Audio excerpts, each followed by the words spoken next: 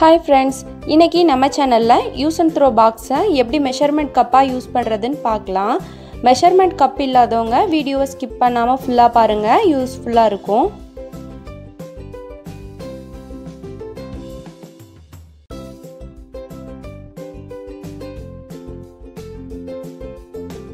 Use and throw பாக்ஸை இது மாதிரி திருப்பி பார்க்கும்போது பேக் சைடில் ஒரு சின்னதாக ஒரு நம்பர் கொடுத்துருப்பாங்க. இதுதான் இந்த பாக்ஸோட அளவு. இது உங்களுக்கு கரெக்டாக தெரியுதா, வீடியோவில் தெரியுதான்னு எனக்கு தெரியலை. பட் உங்கள் வீட்டில் இருந்துச்சுன்னா நீங்கள் செக் பண்ணி பாருங்கள், அதில் என்ன நம்பர் போட்டிருக்கு, என்ன சைஸ்ன்னு நீங்கள் தெரிஞ்சுக்கலாம்.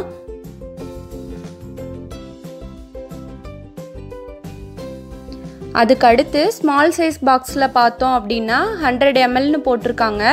ஒரு சில பாக்ஸில் ml சேர்த்து போட்டிருப்பாங்க, ஒரு சில பாக்ஸில் நம்பர்ஸ் மட்டும்தான் கொடுத்துருப்பாங்க. இப்போ இது கொஞ்சம் பெரிய சைஸ் பாக்ஸு, இதில் 500ன்னு போட்டிருக்காங்க.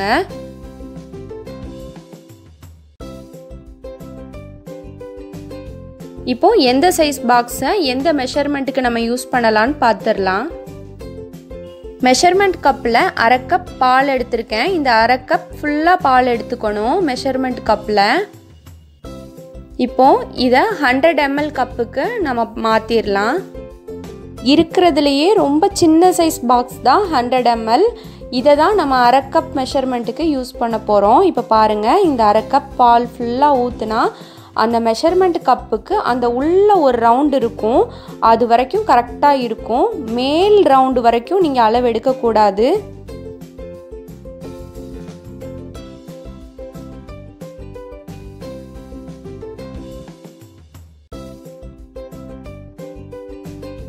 இந்த ஸ்மால் சைஸ் கப்பை தான் 1/2 கப் மெஷர்மெண்ட்டுக்கு நம்ம யூஸ் பண்ண போகிறோம்.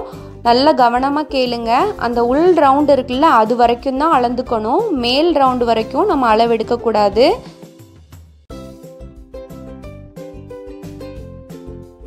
அடுத்து மீடியம் சைஸ் பாக்ஸை தான் நாம் 1 கப் மெஷர்மெண்ட்டுக்கு யூஸ் பண்ண போகிறோம். இதுக்கு பேக் சைடில் 250 mlன்னு போட்டிருக்கோம், அதை கவனிச்சுக்கோங்க. இப்போ 1 கப் அளவுக்கு மெஷர்மெண்ட் கப்புக்கு 1 கப் நான் பால் எடுத்து வச்சுருக்கேன். அதை இதில் ஊற்றி பார்த்துடலாம். கரெக்டாக அந்த உள் ரவுண்டு வரைக்கும் இருக்குது. யூஸ் அண்ட் த்ரோ பாக்ஸோட அந்த உள்ள ஒரு ரவுண்டு இருக்கும், அது அளவுக்கு எடுத்தால் மட்டும்தான் உங்கள் மெஷர்மெண்ட் ரொம்ப கரெக்டாக இருக்கும். மேல் ரவுண்டு அளவுக்கு எடுத்தீங்கன்னா மெஷர்மெண்ட் தப்பாயிரும். ஸோ அதை மட்டும் கவனமாக வச்சுக்கோங்க.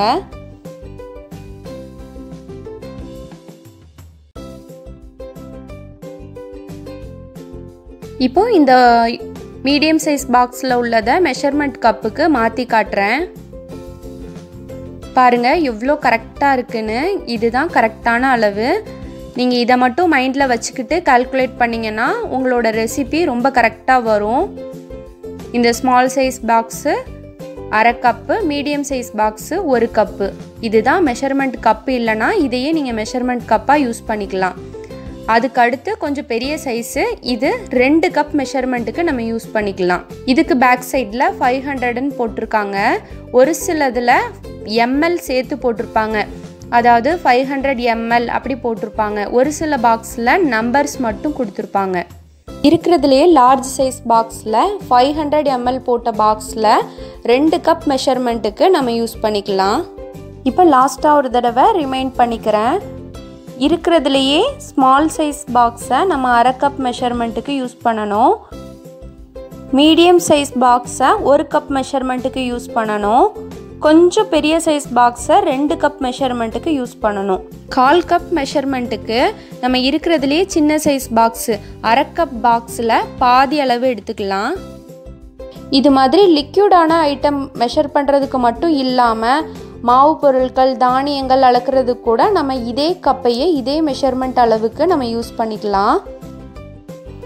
இந்த வீடியோ உங்கள் எல்லாருக்கும் யூஸ்ஃபுல்லாக இருக்கும்னு நம்புகிறேன். இந்த வீடியோ பிடிச்சிருந்துச்சுன்னா லைக் பண்ணுங்கள், ஷேர் பண்ணுங்கள், நம்ம சேனலை சப்ஸ்கிரைப் பண்ணிக்கோங்க.